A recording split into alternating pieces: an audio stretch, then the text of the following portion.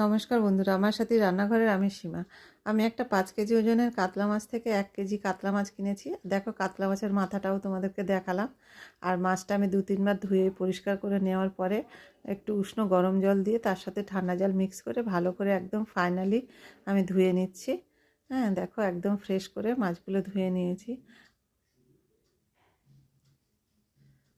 একদম ফ্রেশ। এইভাবে মাছগুলো আমি ভালো করে ধুয়ে নিলাম, বাকি মাছগুলোও ধুয়ে নেব।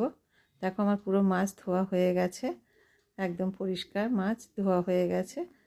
হ্যাঁ, আর মাছের যেন পেটিগুলো অনেক বড়, 2 পিস করে করতে হয়েছে। যাই হোক, মাছের মধ্যে আমি একটু দই মাখিয়ে দিলাম আর একটু গোলমরিচ পাউডার নিয়ে আমি ম্যারিনেট করলাম। কাতলা মাছটা আমি কাঁচাই রান্না করব, এটা আমি ভাজবো না।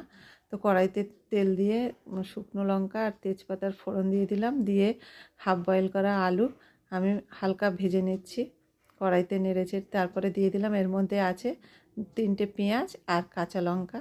তো সেটাকে আমি দিয়ে দিলাম, আর দিয়ে দিলাম সামান্য আদা রসুন পেস্ট। দিয়ে আমি আরও নেড়েচেড়ে একটু কষিয়ে নিচ্ছি ভালো করে।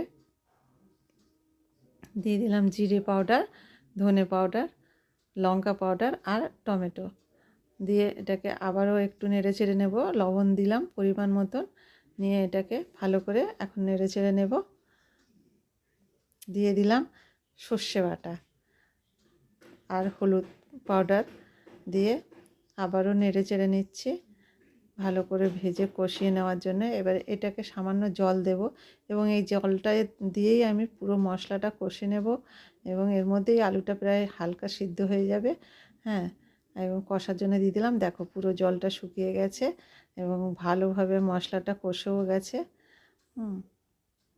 খুব ভালো করে মশলাটা কষিয়ে নিলাম, নিয়ে আমি এবার এর মধ্যে দিয়ে দেব উষ্ণ গরম জল। তো গরম জল দিয়ে দিলাম।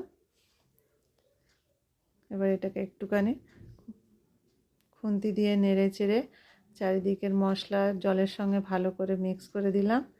দিয়ে আমি এটাকে একটু ঢেকে দেব ফোটার জন্য। কিছুক্ষণ ফুটে উঠেছে, দেখো ঢেকে দেওয়ার পরে ফুটে ওঠার পরে আমি এখন দিয়ে দেব ম্যারিনেট করা কাতলা মাছগুলো। হ্যাঁ, মাছের পিসগুলো দেখেছো কত বড় বড় এবং মোটা মোটা পিস একদম। তো কাতলা মাছের পিসগুলো দিয়ে দিলাম, দিয়ে আবারও একটু আমি নেড়ে চেড়ে দিচ্ছি মাছগুলো যাতে ডুবিয়ে দিলাম ভালো করে মশলার সাথে ভালো করে সিদ্ধ হয়ে যায়। দিয়ে আমি ঢাকা দিয়ে দিলাম। 10 মিনিট পরে আমি এটাকে খুললাম। দেখো, আমার রান্না প্রায় কমপ্লিট হয়ে গেছে এবং মাছগুলো সব আস্ত আছে, আলুও সিদ্ধ হয়ে গেছে, রান্না কমপ্লিট হয়ে গেছে। এইভাবে একবার তোমরা রান্না করে দেখো, খেতে ভীষণ সুস্বাদু হয়। আর এর মধ্যে আমি চিনি ব্যবহার করিনি, তোমরা একটু চিনি ব্যবহার করবে টেস্টটাকে আরও সুন্দর করার জন্য। দিয়ে দিলাম গরম মশলা পাউডার, আর দিয়ে দিলাম ধনেপাতা দিয়ে গার্নিশ করে দিলাম। দিয়ে আমার রান্নাটা আজকে আমি এভাবেই কমপ্লিট করলাম। সবাই এইভাবে একবার অন্তত রান্না করে দেখো, রান্নাটা খুবই টেস্ট হয়েছে এবং খুব সুন্দর হয়েছে। সবাই ভালো থাকুন, সুস্থ থাকুন, আবার দেখা হবে অন্য কোনো রান্না নিয়ে।